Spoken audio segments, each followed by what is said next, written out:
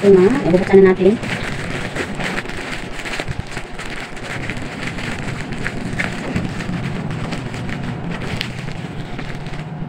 Tcharam!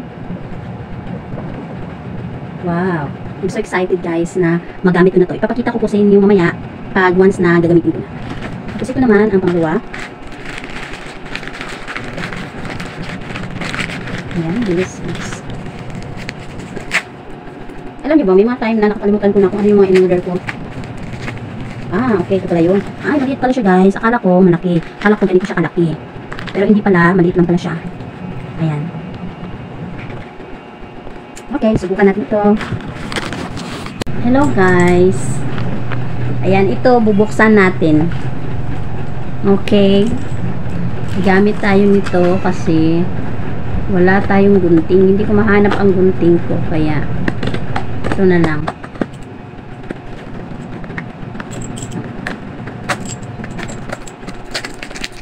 Ito yung madalas kong napapanood sa sa Facebook.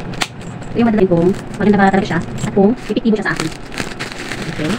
And then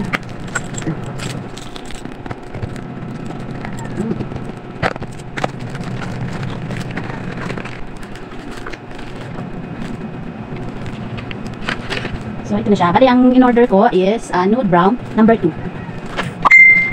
Tapos ito yung pang brush niya. Okay, bubuksan natin. Ito yung gel. Tapos, ito yung eyebrow talaga na mismo nilalagay doon sa kilay. So, okay. Let's start. Susubukan na natin. Gusto ko malaman, guys, kung talagang siya. Effective sa akin. Wait na. Kukuha tayo ng salamin. Okay, okay. Okay, so ang una natin gagawin, ayun doon sa napanood ko sa Facebook, ito daw ay, ito daw unahin. Itong gel na to. Okay, kuha lang tayo ng konti-konti lang. Tapos, i-brush natin pa-backward sa ating kilay. Yan, kailangan pa-backward daw para ma-absorb ng kilay natin yung itong product. Yung chemical. Okay. So, ayan. Dito naman sa kabila, kuha tayo konti.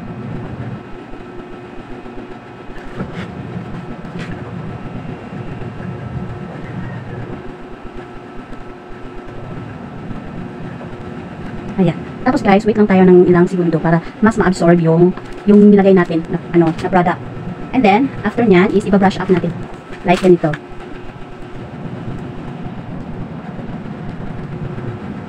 Wow. Ang reason kung bakit ako bumili nito, bakit talaga ako nag-order nito, kasi yung buhok ng kilay ko guys is pababa siya, hindi siya yung pataas. So, sa mga napanood ko kasi sa Facebook, is yung mga mabababang kilay, nilalagyan nila nito, tapos pinapa-up nila ng ganyan. Tapos gumaganda siya. Kaya sabi ko, masubukan ko nga, baka gagana sa akin. Ayan, ibabrush natin yan. Okay, dito sa kabila na naman. Umangat nga ng konti yung kilay ko. Umangat siya, diba? Ayan. Tapos, baba natin konti. Ayan. Pagkatapos nito, ito na naman ang gagamitin natin. Ilalagyan natin itong mga part na yung maninipis. Lalagyan natin siya ng ganito. Okay, let's try ha. Tingnan natin.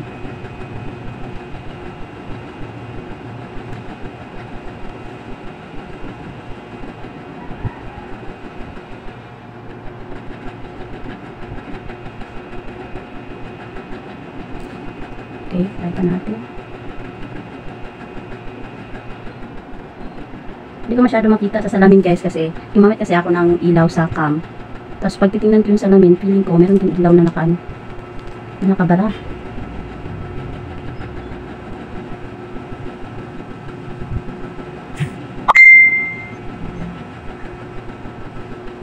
Wow. Alam niyo guys, ang ganda. Ang ganda niya kasi napaka-creamy niya. Tapos pag ilalagay mo siya, mabilis lang siyang mailagay. Tapos, susubukan natin, tingnan nyo, dito sa kanan at saka dito sa kaliwa. Tsaka guys, alam nyo, tingnan nyo. Talaga, umakyat yung kilay ko. Diba? I like it. Gusto ko na to. So, sa sino ang gustong mag-order nito, lang guys, hanap lang yan sa kung saang store na gusto nyo. Kasi marami naman nagbibenta ng ganyan. Okay, bye! Thank you!